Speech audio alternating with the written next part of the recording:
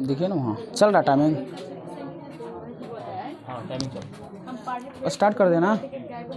चले आप लोग बताएंगे बारी बारी से, दोनों ग्रुप क्वेश्चन बताएंगे, ए ग्रुप और बी ग्रुप, ठीक है। पहले एसपीटी का करंट पूछते हैं। टॉपिक है अंतर्राष्ट्रीय एवं क्षेत्रीय संगठन एवं उनके प्रमुख कौन कौन है, ठीक है। बताना है महासचिव, बताना है नाटो का। ए ग्रुप बताएंगे नाटो के महासचिव कौन है, बोलिए। बी ग्रुप, हाँ जेंस स्टोल्टेनबर्ग है, नॉर्वे के हैं। नाटो की स्थापना कब हुआ था, 1949 में ना, 4 नवंबर। हाँ ब्रुसेल्स बेल्जियम इसका मुख्यालय है। बताएंगे एशियान के महासचिव कौन है, एशियान का, बी ग्रुप ही बताएंगे। हाँ एशियन, लिम जोक होई है, ठीक है, लिम जोक होई।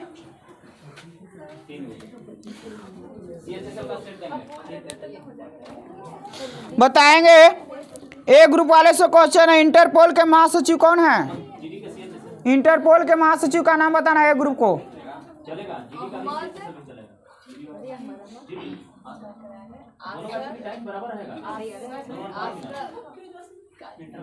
बोलिए। बी ग्रुप वाले बताएंगे इंटरपोल के महासचिव कौन है,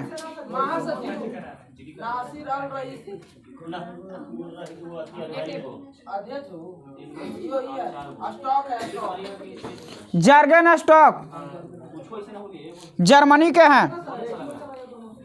नासा के प्रशासक कौन है, नासा अंतरिक्ष एजेंसी के प्रशासक, हाँ कौन है, बिल नेल्सन है, नेल्सन है, बिल नेल्सन।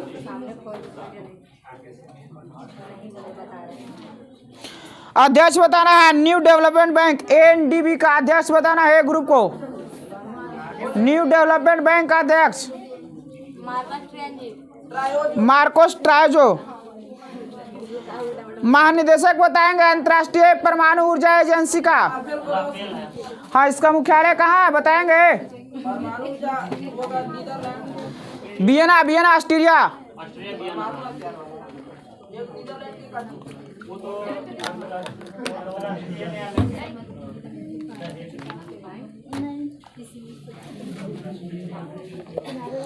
चलिए लुसेंट आर्ट्स में आप लोग बताएंगे हिस्ट्री से।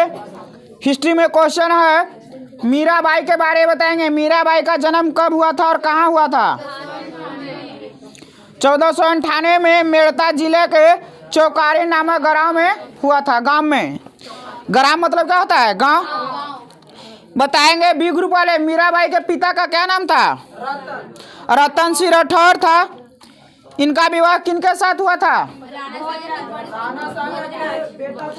हाँ राणा सांगा के बड़े पुत्र और युवराज भोजराज से हुआ था मीराबाई की विवाह।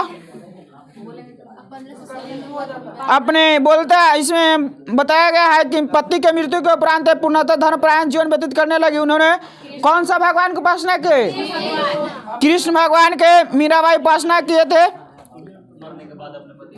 हाँ इन्होंने कृष्ण की उपासना प्रेमी एवं पति दोनों के रूप में की। इनके भक्त गीत मुख्यतः कौन भाषा में था, ब्रज भाषा आंशिक रूप से और राजस्थानी में भी। इनकी कुछ कविताएं राजस्थानी में भी थी। इनकी मृत्यु कब हुआ था, हाँ मीराबाई की मृत्यु 1546 में, कहाँ में, द्वारका में, कहाँ में, द्वारका में। बताएंगे कि जो रैदास थे कहाँ के थे, कौन सा जाति से बिलोंग करते थे, हाँ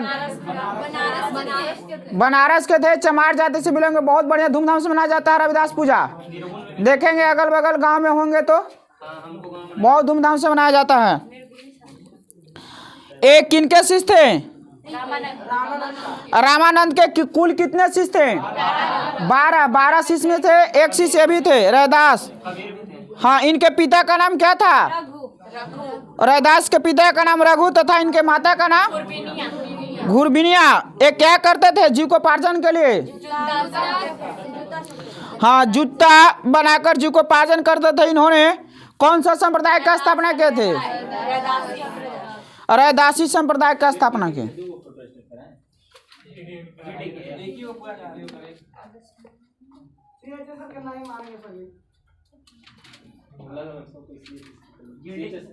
दादू दयाल किन के अनुयायी थे? दादू दयाल कबीर के अनुयायी थे, जिनका जन्म कहाँ और कब हुआ था? 1544 में। हाँ, दादू दयाल का जन्म 1544 ईस्वी में अहमदाबाद में हुआ था। अहमदाबाद किस राज्य में है? गुजरात में। गुजरात में है, पता है ना, गुजरात में है। इनका संबंध कौन सा जाति से था? दादू दयाल का धुनिया जाति से इनका संबंध था।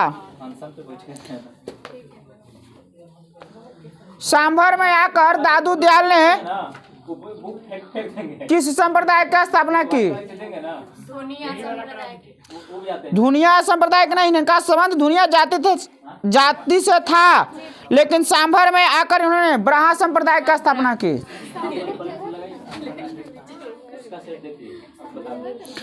अकबर जो था वो धार्मिक चर्चा के लिए दादू दयाल को कहाँ बुलाया था? फतेहपुर सीकरी बुलाया था। इन्होंने किस नाम से आंदोलन की शुरुआत की थी?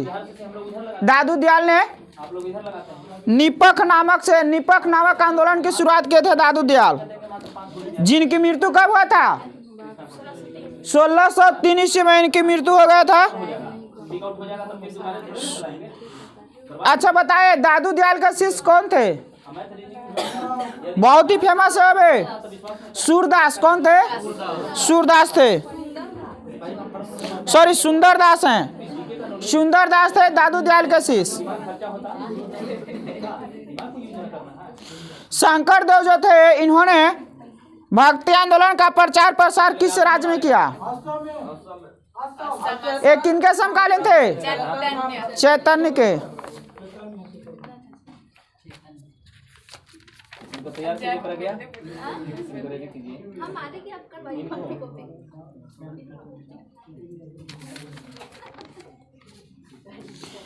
संविधान में क्या था? राष्ट्रपति के अधिकार एवं कर्तव्य के बारे में। आज क्या क्वेश्चन एक पूछे हम? 6 दिसंबर का किनका मृत्यु हुआ था? हमारे जाने माने देश के संविधान निर्माता डॉक्टर भीमराव अंबेडकर। उस तेज पुरुष का नाम है जो केवल प्रकाश ही प्रकाश देता है लेकिन जलाता नहीं। जीवन की समरसता एवं विसंगतियों से ग्रहण करते हुए आत्मशोध की यात्रा सदाग्रस्त करने वाले महान सामाजिक चिंतक एवं राजनीतिक डॉक्टर भीमराव अंबेडकर का जन्म 14 अप्रैल 1891 ईस्वी को मध्य प्रदेश के महू नामक गांव में हुआ था। बहुत है ना, बहुत गरीब जाति से बिलोंग करते थे, महार जाति से। लेकिन इनको विदेश जाने के पास पैसा नहीं था, तो क्या था ना कि कोल्हापुर के राजा था वो, कोल्हापुर के राजा, उन्होंने मुख्य नायक पत्रिका संपादन किया था। उन्होंने छात्रवृत्ति के लिए सहायता दिया और विदेश में जाकर के शिक्षा ग्रहण किए थे। उनके सहायता से, इनके प्रतिभा को देखते हुए कि जो है ना बहुत तेज तरार व्यक्ति है, अगर ये शिक्षा ग्रहण कर लेगा तो बहुत कुछ आगे चलकर कर सकता है। सच्चाई भी यही हुआ कि जिन्होंने संविधान का निर्माण किया, जिन्हें फादर ऑफ कॉन्स्टिट्यूशन कहा जाता है। तो आप लोग जाति से और अपने ड्रेस से किसी को नहीं पहचान सकते हैं। किसी व्यक्ति की पहचान उसकी कर्म से होती है। अब कोई बोलता है कि भाग, तो भाग का निर्माण कोई नहीं, अपने भाग का निर्माण सिर्फ आप करते हैं। जो आज कर्म कर रहे हैं ना, जो आज कर्म कर रहे हैं, भगवान भी नहीं, जो आज कर्म कर रहे हैं उसी कर्म से भाग का, कल का भाग का निर्माण आपका होगा। आप देखिए कि जो हम काम कर रहे हैं हमारे भविष्य में क्या होने वाला है आपके ऊपर डिपेंड करता है, ना कि किसी और के ऊपर। दूसरे के ऊपर दोष मत थोपिए। माता पिता पैसा ना मिला तो ही ना हुआ, आप कुछ भी कर सकते हैं। जब रैदास, अभी पढ़े ना रैदास के बारे में, जूता सीते थे लेकिन उनका नाम पूरा बुक में छपा हुआ है। तो आप अपना कर्म कीजिए ताकि आपका भी नाम स्वर्ण अक्षरों में लिखा जाए। आप रहें या ना रहें, लोग पढ़े। चलिए बताएंगे, बहुत ही व्यापी टॉपिक है। नियुक्ति संबंधी अधिकार जो है, यानी बताएंगे एक ग्रुप की राष्ट्रपति जो है किस किस पद पर के व्यक्ति को नियुक्त कर सकते हैं। प्रधानमंत्री को और हाँ सलाह पर मंत्रिपरिषद के अन्य सदस्यों को और हाँ, इसके अलावे माँ न्यायवादी को, नियंत्रक एवं माँ लेखा परीक्षक को, और फिर राज्यपाल को, और मानव अधिकार आयोग के अध्यक्ष को, और चुनाव आयुक्त, मुख्य चुनाव आयुक्त और उप चुनाव आयुक्त, जो चुनाव आयुक्त होता है उसको। बहुत बढ़िया। टोटल देखिए, टोटल इसमें राष्ट्रपति के द्वारा 16 पदों के लिए नियुक्ति किया जाता है। आप लोग ध्यान से सुनेंगे, एक बार हम पढ़ते हैं, ठीक है। 16 पद कौन कौन सा, किस किस व्यक्ति की नियुक्ति होता है, ध्यान देंगे। सबसे पहला प्रधानमंत्री की नियुक्ति होता है, उसका चुनाव होता है किसका, सांसद का चुनाव होता है। जिस दल के बहुमत, जिस दल के जो है ना सांसद सबसे अधिक होते हैं, उसी दल के व्यक्ति को प्रधानमंत्री के पद पर नियुक्त करते हैं राष्ट्रपति। राष्ट्रपति के पास पत्र लेके जाना होता है कि हाँ, हमारा एक दल है, जैसे भारतीय जनता पार्टी के हैं नरेंद्र मोदी जी, तो चुनाव होगा 2024 में, सबसे ज़्यादा सांसद उनके पक्ष में रहेगा, तो जाएंगे राष्ट्रपति के पास कि हाँ, हम नेता बनना चाहते हैं हमारे दल का, ठीक है, हमारे पास बहुमत है, तो साबित करना होता है। उसके आधार पर प्रधानमंत्री की नियुक्ति होता है, ठीक ना। गलती से नहीं मरे कि चुनाव होता है, चुनाव होता है सांसद का, उसी में से कोई एक व्यक्ति बनता है। पहला कि भारत के प्रधानमंत्री की नियुक्ति करते हैं। दूसरा, प्रधानमंत्री की सलाह पर मंत्रिपरिषद के अन्य सदस्य को। तीसरा, सर्वोच्च न्यायालय एवं उच्च न्यायालय के मुख्य न्यायाधीश को। चौथे नंबर पर है भारत के नियंत्रक एवं महालेखा परीक्षक की नियुक्ति। पांचवें नंबर पर राज्यों के राज्यपाल। बहुत व्यापक क्वेश्चन है कि राज्य के जो राज्यपाल होते हैं उनकी नियुक्ति कौन करता है, राष्ट्रपति करता है। अब कब तक, कोई फिक्स नहीं है, ऐसे जनरली ऐसे 5 साल समान माना गया है, लेकिन कब तक, जब तक राष्ट्रपति की मर्जी रहेगा तब तक। उसको बोलते हैं राष्ट्रपति के प्रसाद पर्यंत, यानी उनका इच्छा अनुसार वो ट्रांसफर भी कर सकते हैं। छठा नंबर पर है मुख्य चुनाव आयुक्त एवं अन्य चुनाव आयुक्त। 7वें नंबर पर भारत के महान्यायवादी। 8वें नंबर पर राज्यों के मध्य समन्वय के लिए अंतर्राज्यीय परिषद के सदस्य। 9 नंबर पर है संघीय लोक सेवा आयोग के अध्यक्ष और अन्य सदस्य। 10 में है संघीय क्षेत्रों के मुख्य आयुक्तों की नियुक्ति। 11 में वित्त आयोग के सदस्यों की नियुक्ति।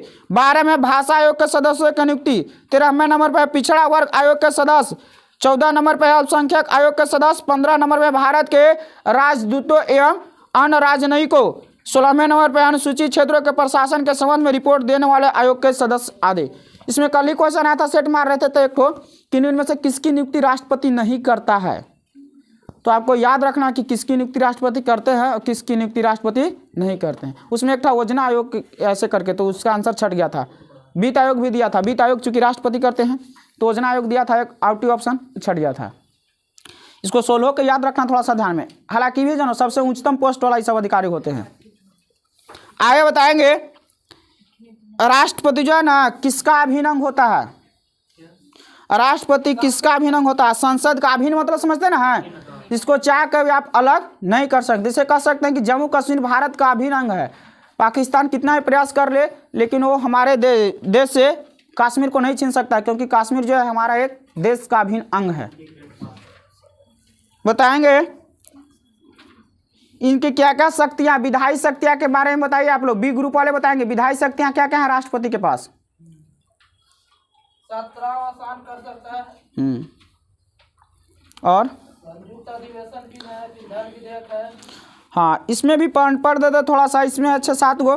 तो बोलता है कि 17 आसन में समझते हैं ना, शुरुआत जो पहला अधिवेशन, बोलता है कि राष्ट्रपति संसद का अभिन्न अंग होता है। इसे निम्न विधायी शक्तियां प्राप्त है। पहला नंबर पर है संसद के सन को आहूत करने, 17 आसन करने तथा लोकसभा भंग करने संबंधी अधिकार। दूसरा में संसद के एक सदन में या एक साथ सम्मिलित रूप से दोनों सदनों में अभिभाषण करने के शक्ति। संयुक्त अधिवेशन 108 के अंतर्गत, ठीक है। लोकसभा भंग करेंगे अनुच्छेद 85 के अंतर्गत।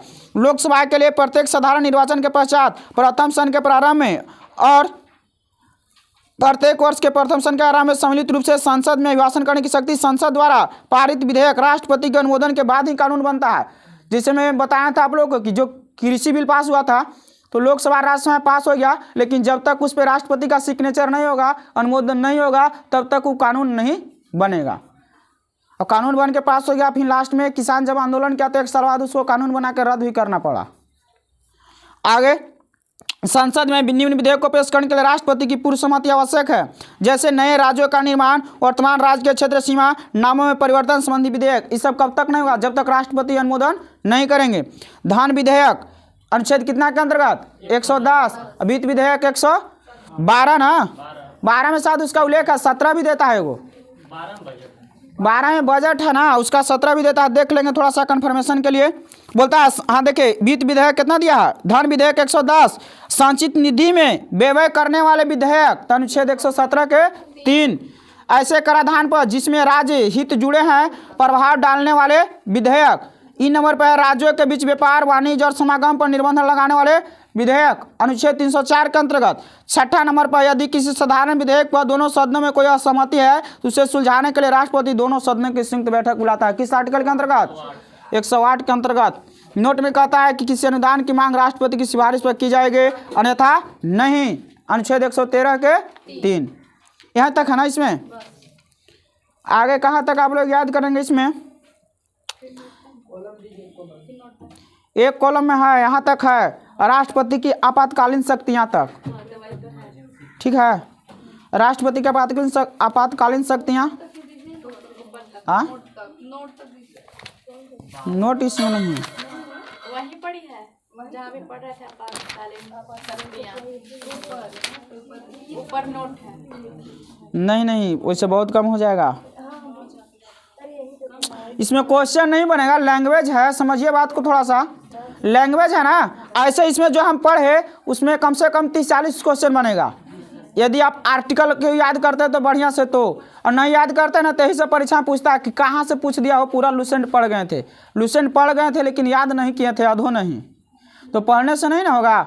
आपको माइंड में याद रखना है। कन्फर्म परीक्षा हॉल में नंबर कब आता है? जब आप कन्फ्यूजन नहीं होते हैं। कन्फ्यूज जिस क्वेश्चन में नहीं हुए वही क्वेश्चन आपका नंबर बढ़ाएगा। चलिए बताएंगे, संयुक्त राष्ट्र के महासचिव था ना विविध में, कार्यकाल उनका है, देश से बताएंगे आपातकालीन शक्तियां तक बताएंगे। पहले अध्यक्ष कौन थे संयुक्त राष्ट्र महासंघ के?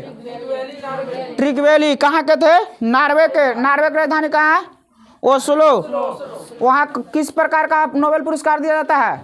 शांति का नोबेल पुरस्कार नॉर्वे के राजधानी ओस्लो में ही वितरण किया जाता है। प्रत्येक 10 दिसंबर को उसका अनाउंस होता है, 10 अक्टूबर यानी अक्टूबर महीने में, 10 अक्टूबर के आसपास। हाँ बताएंगे। यूथांड जो थे कहाँ के थे? यूथांड केवे नंबर के? तीसरे नंबर के थे यूथांड। इनका कार्यकाल भी याद किया है का? कब से कब तक? 61 से 71। बहुत बढ़िया। बताएंगे बुतरस घानी केवे नंबर के थे? छठे नंबर के हैं, 6 नंबर के हैं बुतरस घानी। कहाँ के हैं? मिस्र के। मिस्र की राजधानी कहाँ है? काहिरा। इनका कार्यकाल बताएंगे कार्यकाल छठे नंबर के थे। 1992 से 1996 तक इन्होंने टोटल एक कार्यकाल पूरे किए थे। अच्छा, एक और वीआईपी क्वेश्चन बनता है कि संयुक्त राष्ट्र संघ के उस महासचिव का नाम बताएं जिनकी मृत्यु हवाई दुर्घटना में हो गई थी। डैग हैमरशोल्ड केवे नंबर के थे? दूसरे नंबर के। किस देश से संबंध रखते थे? स्वीडन की राजधानी कहाँ है? स्टॉकहोम। बताएंगे इनका कार्यकाल कब से कब तक था? 53 से 61 तक। जब ये अफ्रीका जा रहे थे ना तो वहीं में हवाई दुर्घटना के कारण इनका मृत्यु हो गया था। एक और हमारे प्रधानमंत्री थे, कभी क्वेश्चन पूछता है उस प्रधानमंत्री, देश के प्रधानमंत्री का नाम बताएंगे जिनकी मृत्यु देश से बाहर हुई है यानी विदेश में। 1966 में ताशकंद समझौता। लाल बहादुर शास्त्री एक ऐसे प्रधानमंत्री है, शायद कार दुर्घटना में उनका मृत्यु हो गया था, मार दिया गया था। बहुत ही दुर्भाग्य की बात है। बताएंगे कोफी अन्नान किस देश से संबंध रखते हैं? घाना। केवे नंबर के हैं? संयुक्त राष्ट्र महासचिव केवे नंबर के हैं? 7वें नंबर के हैं कोफी अन्नान, घाना के हैं। आगे आप लोग इसमें याद करेंगे कौन सा? इसमें है संगठन है, हाँ 97 से 2006 तक। देखिए इसमें आगे याद करेंगे संगठन, स्थापना वर्ष, मुख्यालय एवं भूमिका, संयुक्त राष्ट्र विशिष्ट अभिकरण एवं अन्य संगठन।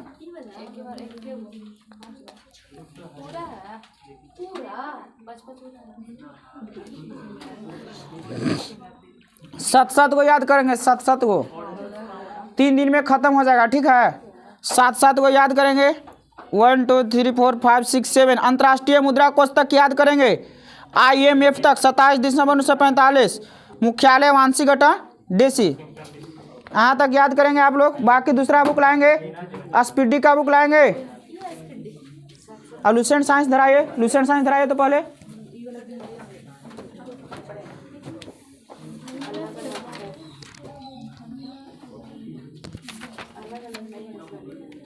इसमें क्या है, पेज नंबर कितना था, 121 के 123। दहन की आवश्यक शर्तें हैं इसमें। चलिए एक ग्रुप से क्वेश्चन बताएंगे, दहन के लिए आवश्यक शर्तें कौन कौन से हैं। दहन मतलब समझते हैं ना, जलना। जलने के लिए आवश्यक शर्तें कौन कौन से हैं।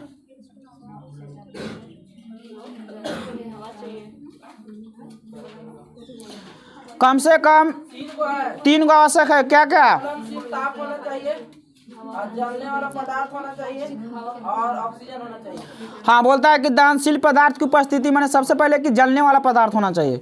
दूसरा, दहन के पोषक पदार्थ। दहन के पोषक मतलब समझते हैं, जो जलने में सहायता प्रदान करता है। जैसे ऑक्सीजन किसी भी चीज को जलने में क्या करता है, सहायता प्रदान करता है, पोषक। तीसरा, ज्वलन ताप के प्राप्ति, माने वैसा ताप जिसपे कोई पदार्थ जलना शुरू कर देता है। ज्वलन ताप किसे कहते हैं, वह न्यूनतम ताप जिस पर कोई भी पदार्थ जलना शुरू कर दे, उस पदार्थ का ज्वलन ताप कहलाता है।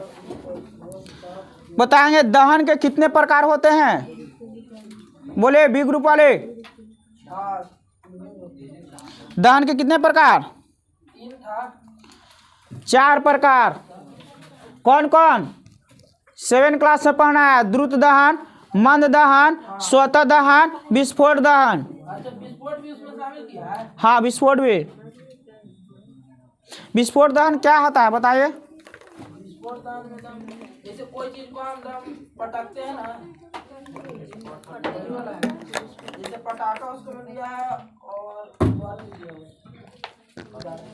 विस्फोट दहन ये बोलता है कि दहन की वह क्रिया जो बाहरी दाब या प्रहार के प्रभाव से होती है, विस्फोट दहन कहलाता है। जैसे पटाखों का फूटना, बम का फूटना इत्यादि। मंद दहन से बताइए, मंद दहन से क्या समझते हैं आप। हाँ, दहन की वह प्रक्रिया जो धीरे धीरे संपन्न होती है, संपादित होती है, मंद दहन कहलाता है। जिसमें श्वसन किसका उदाहरण है, मंद दहन का उदाहरण है। श्वसन क्या करते हैं हम लोग, ऐसे कुछो करित रहते तो सांस ऑटोमेटिक, उसमें अलग से कुछ करना होता है नहीं, बैठे रहे चाहे सोए रहे उससे फर्क नहीं पड़ता है। श्वसन ऑटोमेटेड हो रहा है धीरे धीरे धीरे धीरे। जिस दिन सांस रुक गया उस दिन यमराज के मोबाइल से फोन आने लगेगा, मिस कॉल मारे लगते हैं तुरंत यमराज। जैसी सांस रुकेगा तैसे ही धर लिया फोन ना, तो समझिए कि इसलिए यमराज के नंबर जब देखे तो फ्लाइट मोड में मार दीजिए मोबाइल। द्रुत दहन बताए, द्रुत दहन तुरंत आग पकड़ लेता है। दहन की वह क्रिया जिसमें स्वयं प्रकाश बहुत कम समय में उत्पन्न होते हैं, द्रुत दहन कहलाते हैं। जैसे माचिस की तीली का जलना। माचिस की तीली जलने में कितना सेकंड लगता है, 1 आध सेकंड, रगड़ने भर देरी है तुरंत। लेकिन बरसात के दिन में क्या होता है, जल्दी नहीं होता है, मेहरा जाता है। उसी को बोलते हैं कि ज्वलन ताप जो है ना, ज्वलन ताप उसका डाउन हो जाता है। प्रणोदक कितने प्रकार के, प्रणोदक 2 प्रकार के, ठोस और द्रव। अच्छा, माचिस की तीली के साइड में, माचिस के तीली में क्या ला रहा था नोक में, लाल फास्फोरस। प्रणोदक कितने प्रकार के, 2 प्रकार के। कौन कौन, ठोस प्रणोदक और द्रव प्रणोदक। बताएंगे प्रणोदक के प्रमुख उदाहरण बताइए तो। द्रव प्रणोदक है, द्रव प्रणोदक के अमोनिया, द्रव अमोनिया हो गया, द्रव अमोनिया, द्रव हाइड्रोजन, किरोसिन, हाइड्रोजन, एल्कोहल द्रव प्रणोदक के प्रमुख उदाहरण हैं। बताएंगे रॉकेट ईंधन क्या है। रॉकेट ईंधन को क्या बोलते हैं, जो रॉकेट में ईंधन डाला जाता है उसको प्रणोदक बोलते हैं। रॉकेट के प्रणोदन के लिए प्रणोदक ऊर्जा प्रदान करते हैं। प्रणोदक वैसे ईंधन है, प्रणोदक क्या है बताएंगे। प्रणोदक वैसे ईंधन है जिनके जलने पर अधिक मात्रा में गैस से ऊर्जा उत्पन्न होते, बहुत अधिक मात्रा में, तथा इनका दहन बहुत तेज गति से होता है। दहन के पश्चात कोई अवशेष नहीं बचता। अवशेष के रूप में जैसे हम लोग जलावन जलाते हैं, लकड़ी उकड़ी, तो अवशेष के रूप में बच जाता है ना उसका बचा हुआ भाग। कोयला जलाते हैं तो कोक बच जाता है, गोईठा जलाते हैं तो राख बच जाता है पुआल का। लेकिन वैसे प्रणोदक जलने के बाद उसका कोई अवशेष नहीं बचता है। प्रणोदक कपूर तो उद्रपातित पदार्थ है, उद्रपातित पदार्थ है।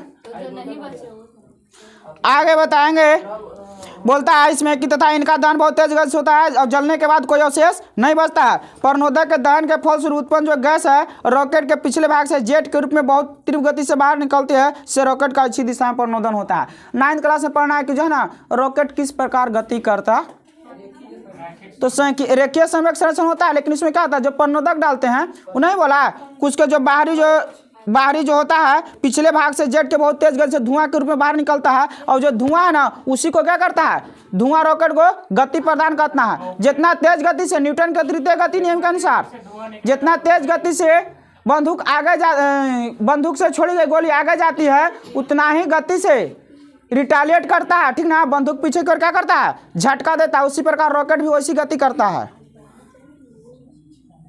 बायोगैस क्या है, बायोगैस इसके कारण बहुत सारा बिल्डिंग का ढह भी जाता है। हाँ बताएंगे बायोगैस क्या है। बायोगैस, हाँ इसको में है ना कि जैसे कि कोई जीव जंतु से जैसे होता ना उसको द्रव जल में क्या किया जाता है, घटित कराया जाता है, उससे बायोगैस निर्माण होता है। हाँ बोलता है कि जानवरों और पेड़ पौधे से प्राप्त व्यर्थ पदार्थ माने बेकार पदार्थ सूक्ष्म जीवों द्वारा जल की उपस्थिति में आसानी से सड़ जाते हैं और इस प्रक्रिया में methane, carbon dioxide, hydrogen sulphide आदि गैस निकलती है। इस गैसीय मिश्रण को क्या बोलते हैं, बायोगैस कहते हैं। इसमें लगभग कितने % मीथेन होता है, 65%, 65% मीथेन होता है। एक उत्तम गैसीय ईंधन है। बायोगैस जलने पर धुआं उत्पन्न करेगा कि नहीं करेगा, नहीं धुआं उत्पन्न करता है। साथ ही साथ इसके जलने से पर्याप्त ऊष्मा माने बहुत अधिक मात्रा में ऊष्मा उत्पन्न होती है। इससे घरेलू उपयोग के लाने के लिए किसी प्रकार की असुविधा नहीं होती है। बायोगैस की समाप्ति के पश्चात संयंत्र में अवशिष्ट पदार्थ में नाइट्रोजन और फास्फोरस के कई यौगिक रहते हैं, अतः अवशिष्ट पदार्थों का उपयोग उर्वरक के रूप में किया जाता है। अतः बायोगैस काफी उपयोगी गैस है। देखिए इसका 2 फायदा हुआ। पहला तो इसका इस्तेमाल ईंधन के रूप में कर लिए, जलावन के रूप में इसका कर लिए, और दूसरा इस्तेमाल जो जलावन के बाद जो बच जाता है उसका इस्तेमाल उर्वरक के रूप में कर लिया जाता है। 1 स्टोन किल्स विद 2 बर्ड्स, इसका मतलब क्या होता है, एक पत्थर से 2 निशान या एक तीर 2 निशान बोल सकते हैं। एक पत्थर से 2 शिकार या एक तीर से 2 निशान। 1 स्टोन किल्स विद 2 बर्ड्स। तत्वों का आवर्ती वर्गीकरण भी है ना, आवर्ती वर्गीकरण बताएंगे। इसको जो है ना तत्वों के वर्गीकरण का इतिहास केमी शताब्दी में संपन्न हुआ। केमी शताब्दी में सबसे पहले दिया अष्टक नियम किसने, न्यूलैंड्स ने। और तिर्यक नियम डोब्रेनर ने। और परमाणु संख्या का आधार कौन बनाया था, मोसले। परमाणु द्रव्यमान का आधार मेंडलीव। बहुत क्वेश्चन पूछा जा रहा था पिछला बार 2018 के ग्रुप डी में, इस बार से वैसे पूछ रहा था लेकिन बहुत कम, उस बार उसी का आधार बना था। इस बार तो एनटीपीसी में खाली जनगणना से जरूर क्वेश्चन, अनुच्छेद से। अब अनुच्छेद जो आप लोग ठिकाना ना याद करते हैं वही से पूछता है। 243 के ए की बी की सी की डी की ई की एफ की जी की एच, हाँ नहीं याद है वही वाला पूछता है। तू पूरा रट के जवाब। अनुच्छेद ना था 110 तो जानवे कर रही है, 85 जानवे कर, 108 जानवे कर रही है। बस पूछे ऐसा नहीं कोई पता नहीं रहा, फिर आगे पढ़वा शुरू से क्या दिले हेलो। ये दोनों पूछा गया इसमें, फिजिक्स केमिस्ट्री दोनों।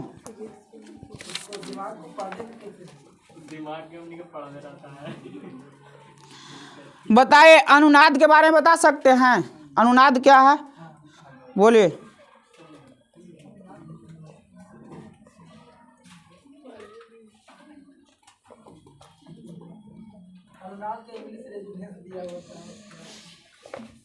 बताता है इसके बारे में अनुनाद क्या है। बोलता है कि अनुनाद प्रणोदित कंपन की ही वो एक स्थिति। अनुनाद में प्रणोदित कंपन की आवृत्ति वस्तु के स्वाभाविक आवृत्ति के क्या होता है, बराबर होता है। अर्थात यदि बाह्य आवर्त बल की आवृत्ति वस्तु की स्वाभाविक आवृत्ति के बराबर हो तो कंपन क्या कहलाता है, अनुनाद कहलाता है। सन 1939 में संयुक्त राज्य अमेरिका का टैकोमा पुल यांत्रिक अनुनाद के कारण ही क्षतिग्रस्त हो गया था। उच्च गति की पवन पुल के ऊपर कंपन करने लगी जो पुल के स्वाभाविक आवृत्ति के लगभग बराबर आवृत्ति थी। इसे पुल के कंपन के अनुनाद की स्थिति में पहुंच गया। अब फलस्वरूप पुल के कंपन के आयाम में लगातार वृद्धि के कारण पुल क्या हो गया, टूट गया। कभी कभी देखो कि एक साथ जो है ना भारी वजनदार या सैनिक को एक साथ पुल पार करता है तो एक स्वर में नहीं जाने दिया, तो क्या अनुनाद अगर उसके बराबर हो जाए तो पुल क्या हो जाएगा, ढह जाएगा।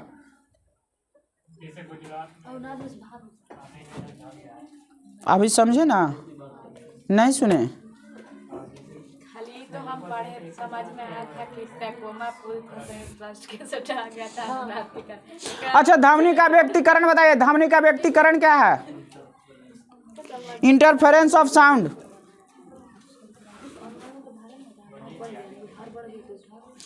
सबसे हल्का क्वेश्चन है, ये बोलता है कि जब समान आवृत्ति आयाम की दो ध्वनि तरंग एक साथ किसी बिंदु पर पहुंचती है एक साथ, जिसका आवृत्ति और आयाम दोनों समान होता है, तो उस बिंदु पर ध्वनि ऊर्जा का पुनः क्या हो जाता है? वितरण हो जाता है, बढ़ जाता है। इस घटना को क्या बोलते हैं? ध्वनि का व्यक्तीकरण, इंटरफेरेंस ऑफ साउंड। व्यक्तीकरण इसमें लिखता है।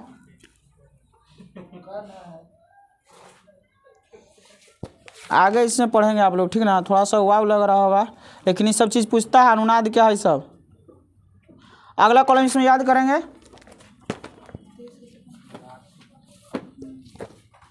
इसमें सेट नंबर बताइए, सेट नंबर कितना है? 418। चले बताएंगे। चैत मठ जो है किस धर्म से संबंधित है? बौद्ध धर्म से संबंधित है। भारत के अटॉर्नी जनरल जो है ना, संबोधित कर सकते हैं कहाँ, किसको, कौन से सदन को? संसद को। क्या बोलता है? भारत के जो अटॉर्नी जनरल होते हैं उस संसद को संबोधित करने का उन्हें अधिकार प्राप्त है। नर्मदा नदी जो है ना किस घाटी से होकर बहती है? रिप घाट या विवरंश घाट। डंकन पैसेज कहाँ कहाँ स्थित है, किनके बीच? दक्षिण अंडमान और लघु अंडमान। इंग्लिश में लिखा है लिटिल अंडमान। जीने की कला के प्रतिपादक कौन थे? श्री रविशंकर। वन अनुसंधान केंद्र कहाँ में है? एक एक क्वेश्चन को बारीकी से पढ़िए, इस सब परीक्षा में पूछता है, ठीक ना? वन अनुसंधान केंद्र। कॉर्बेट नेशनल पार्क बताइए क्या था? भारत का पहला है, दूसरा तीसरा क्या था? पहला। 36 में स्थापना हुआ था। कांच प्रबलित प्लास्टिक निर्माण में किस कांच का उपयोग होता है, बोलिए? इंद्रजी बताएंगे। कांच प्रबलित प्लास्टिक निर्माण में किस प्रकार कांच का? पायरेक्स कांच। आंख का जो रंजित पटल है कोराइड का वह भाग है जिसमें क्या होते हैं? को निश्चित करता है आँख का कलर को। जो किसी व्यक्ति की आंख के रंग को निश्चित करता। भारत कहाँ स्थित है, किस गोलार्ध में? उत्तर पूरा गोलार्ध में। किसकी सहायता से जीवाणु और विषाणु को संरचना को देखा जा सकता है? इलेक्ट्रॉन सूक्ष्मदर्शी की खोज किसने किया था? नॉल एम रस्का। नॉल रस्का बोलते हैं, नॉल रस्का। हाँ, नॉल एम रस्का, नॉल रस्का। इलेक्ट्रॉन सूक्ष्मदर्शी। अधिकांश मौसम संबंधी गतिविधियां किस मंडल में होती है? क्षोभ मंडल के बाद कौन मंडल? समताप मंडल के बाद मध्य मंडल के बाद बहिर्मंडल। क्षोभ मंडल, समताप मंडल, मध्य मंडल, आयन मंडल। आयन मंडल के बाद बहिर्मंडल को बोलते हैं इंग्लिश में एक्सोस्फीयर। क्षोभ मंडल को बोलते हैं ट्रोपोस्फीयर। समताप मंडल को बोलते हैं स्ट्रेटोस्फीयर।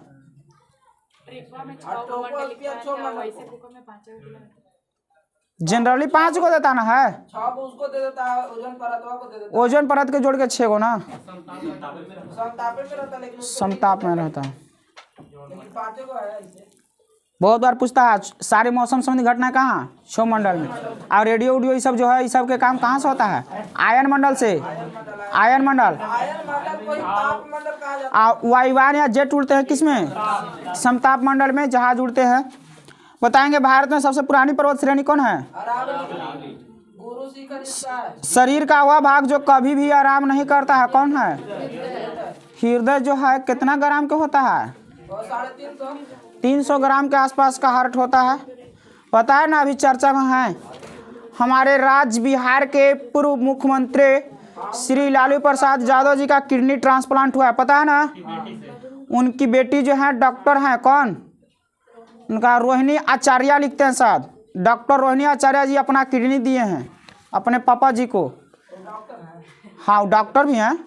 साथ में जो इलाज होता है ना उनका साथ में हो जाते हैं। सिंगापुर में इलाज हुआ है।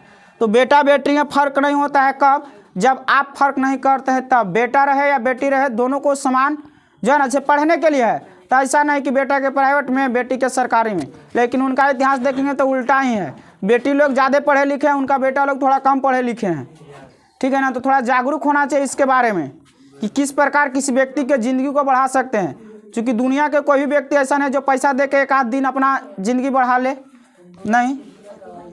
इसलिए अपने जो है ना किसी भी व्यक्ति को या संतान को पैसा जमा करने के लिए सिखाइए चाहे नहीं सिखाइए, लेकिन कलम चलाने के लिए जरूर सिखाइए। कलम चलाकर जमीन खरीद सकता है, लेकिन अगर जमीन रहेगा ना तो जमीन से वो ज्ञान नहीं खरीद सकता है। ठीक है ना, कुछ भी है, लेकिन शिक्षा वह हथियार है जिससे पूरा दुनिया की व्यवस्था को बदला जा सकता है।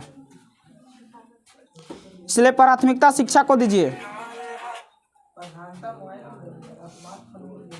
हेलो,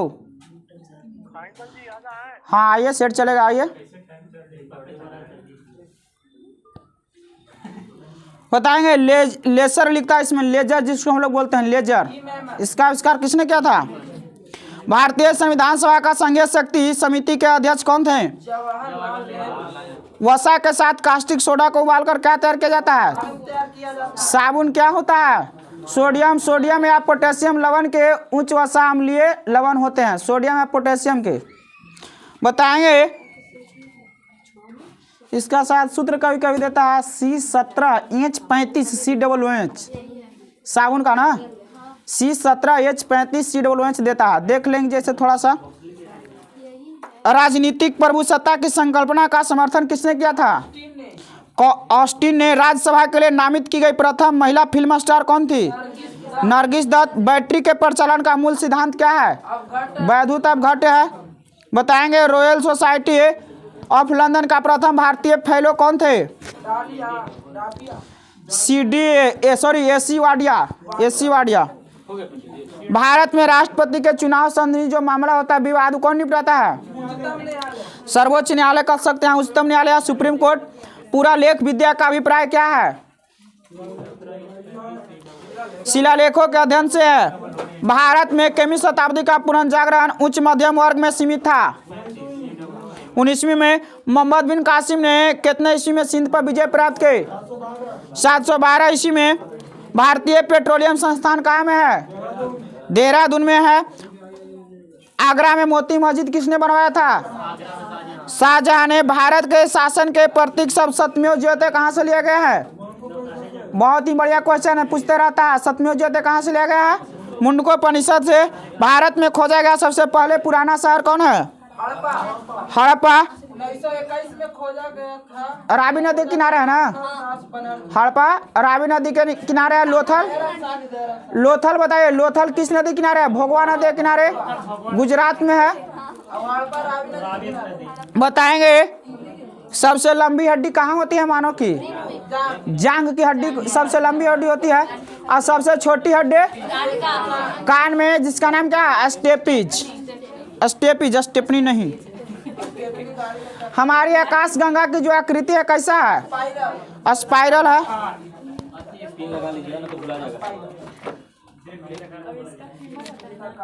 हाँ बोले। हाँ सबसे बड़ा अंक पूछ रहे एक रीत ना, चमड़ा बोल रही थी, मतलब इस भाषा बोल रहे हैं। हाँ अच्छा बताएंगे बीच वाला क्या है होमवर्क में? आयोग, अवस्थापना। चलिए बताइए राष्ट्रीय मानवाधिकार आयोग की स्थापना बोलिए। 1992। बहुत बढ़िया क्वेश्चन। 1993 सही होगा। अच्छा देख लेंगे थोड़ा सा इसको भी। योजना आयोग की स्थापना बताइए कब? 50। लेकिन योजना आयोग का नाम अब क्या हो गया है? नीति आयोग। कब से? 1 जनवरी 2000 देता है। छोटा डेट भी 1 जनवरी 2015 की 1 अप्रैल 2015। तो 1 जनवरी 2015 नीति आयोग के अध्यक्ष कौन होते हैं? नीति आयोग के सीईओ कौन है? परमेश्वर अय्यर। अब बताना है कि नीति आयोग, नीति का पूरा नाम क्या होता है? नीति का national institute for transforming India. बताएंगे निर्वाचन आयोग की स्थापना। छोटा डेट बता सकते हैं? 25 जनवरी 1950 को। इसीलिए प्रत्येक वर्ष हमारे देश में राष्ट्रीय मतदाता दिवस मनाया जाता है। कब? 25 जनवरी को राष्ट्रीय मतदाता दिवस मनाया जाता है। बताएंगे संघ लोक सेवा आयोग की स्थापना कब हुआ था? 1950। राष्ट्रीय महिला आयोग का केंद्रीय सतर्कता आयोग की स्थापना।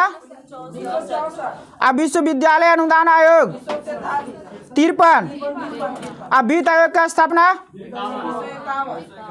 1951। बताएंगे राष्ट्रीय पिछड़ा वर्ग आयोग के 1993। राष्ट्रीय अनुसूचित जनजाति आयोग और राष्ट्रीय अनुसूचित जाति आयोग। अनुसूचित जाति अनुसूचित जनजाति समझ में आता है। अनुसूचित जाति बोले तो एससी, जो एससी कैटेगरी। अनुसूचित जनजाति बोले तो एसटी। एससी माने हो गया शेड्यूल कास्ट शायद बोलता है उसका पूरा नाम। एसटी माने शेड्यूल ट्राइब।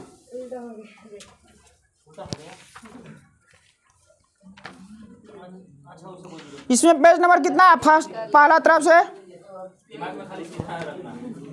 ठीक है। बताएंगे आप लोग आंखों के लिए सबसे अच्छा स्रोत कौन सा विटामिन है? विटामिन ए की कमी से कौन रोग? रतौंधी रोग ना। गीत से ठीक का संबंध किस खेल से है? बिलियर्ड से।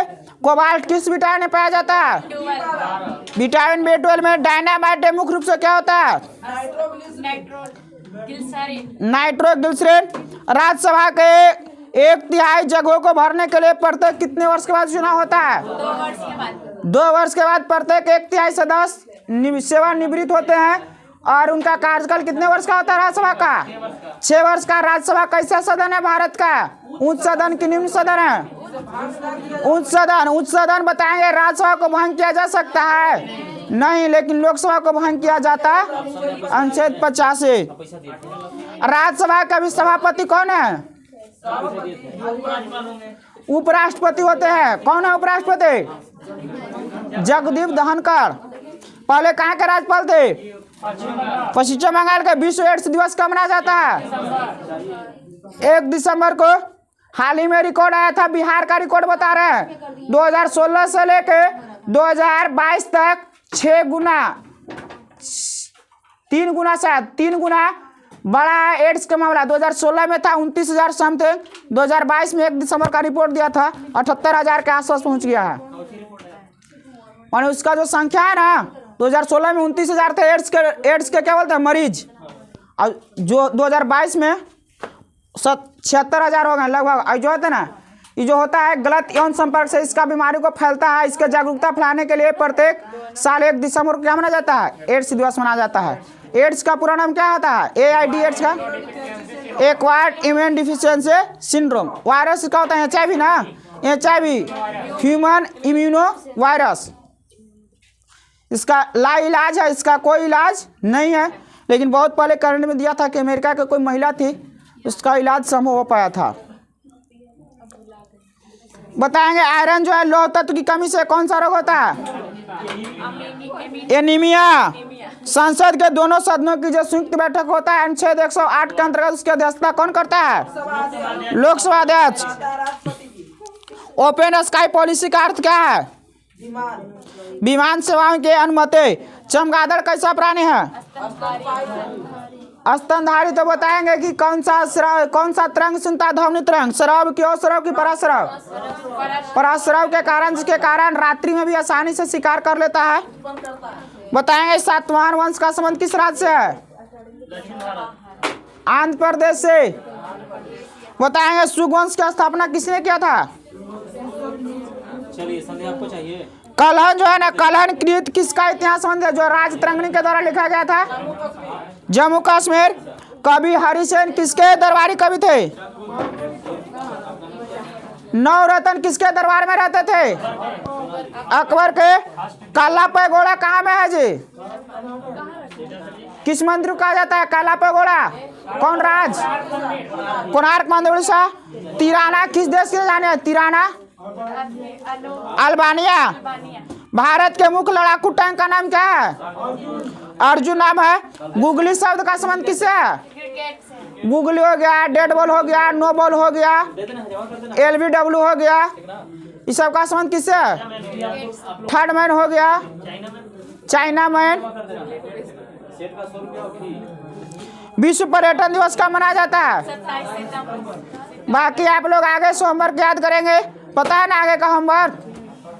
हाँ आगे उसी तरह से बढ़ते जाएंगे। अब बी ग्रुप जीत गए हैं आज 2 नंबर से। 2 नंबर से विजेता हो गए, विनर है आज बी ग्रुप वाले। आए लूजर है हाँ लूजर हम नहीं बताते हैं तो हम नहीं लिखबे नहीं करते हैं। उप विजेता